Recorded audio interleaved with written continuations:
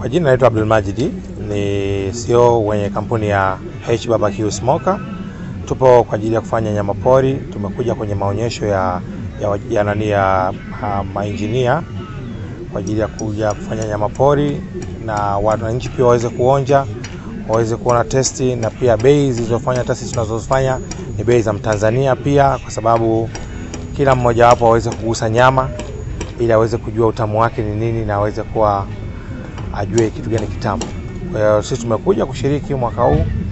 Ndio mara yetu ya kwanza kuja kushiriki kwenye maonyesho haya, na imani tutafanya vizuri, na pia wananchi watajaribu kuonja nyama, waweze kuona testi yake ikoje, watafurahia. Ndio. Hapa tunategemea, kwa sababu mpaka sasa tunasubiria nyama, tumeorder kutoka Dar es Salaam.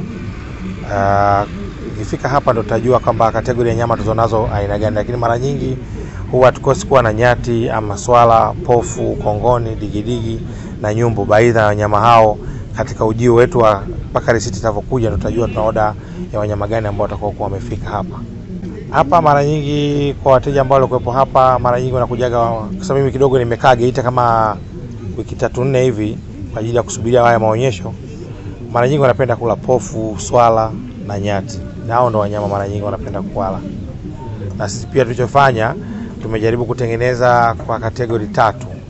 Tumeifanya kwa aina ya mishkaki, ambayo mishkaki moja ni kwa shilingi 2000, na tumeifanya kwa shilingi 5000 ni kwa aina ya rosti, ambayo tunaitengeneza na nazi, ambayo ina ugali wake na kwa shilingi 5000, alafu kuna nusu 15000, kilo moja na kwa shilingi 30000. Waje wakaribie, waje waonje, wajionee, yani wapate testi tamu. Yani unajua vitu vingine, mwaka jana tulikuja kwenye maonyesho ya dhahabu. Kwa hiyo mwaka huu pia tukasema tuje tena kwenye maonyesho haya ya wakandarasi. Kwa hiyo ndio maana tumekuja na tumeweza kufika hapa, na sasa hivi tunasubiria nyama ifike kuweza kufanya kuandalia wananchi waweze kula nyama pori.